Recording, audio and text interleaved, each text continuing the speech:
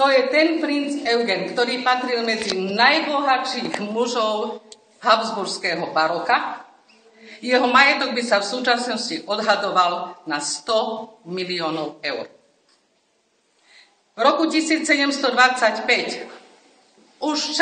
ešte v čase vojen, kedy za každé víťazstvo bol bohato všetkými cisármi, ktorým slúžil, ohodnotený, sa rozhodol Karol VI, otec Márie Terézie, že mu daruje pánstvo Obersiebenbrunn, kaštiel a revír. Princ Eugen sa prejde po kaštieli, stav polovnej zvery ho neuspokojujú, preto hľadá iné možnosti kúpy. Šťastie mu prialo v roku 1725 pôvodný renesančný kaštiel, ktorý tu stál od 16. storočia, predáva gróf Saint-Julien, hlavný sokoliar na cisárskom dvore.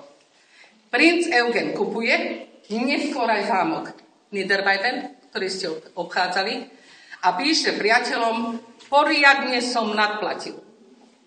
Princ Eugen v zásade veľa o peniazoch nehovoril.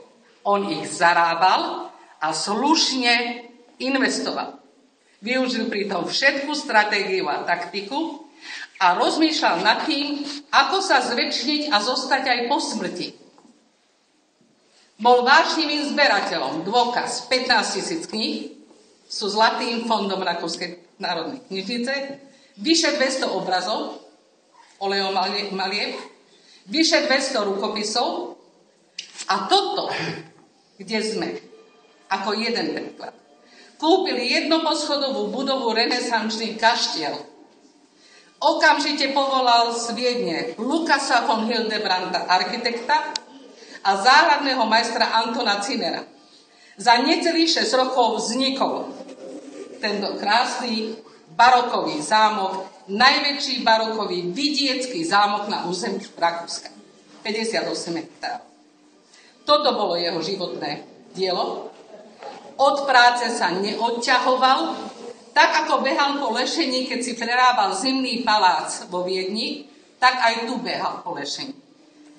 Až kým jedného dňa nespadol, zranil sa, ale o 3 dní bol zase na lešení.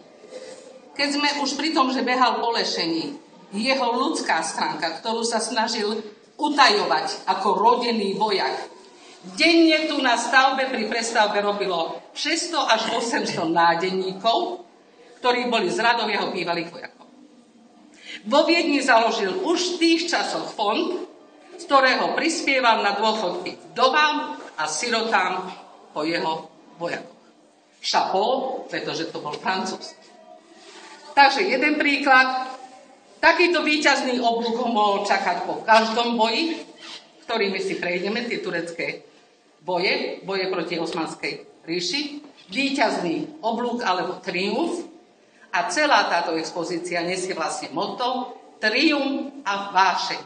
A o tej vášni zberateľskej som už hovorila. Zabudla som ešte jednu vášeň. Rastliny a zvieratá.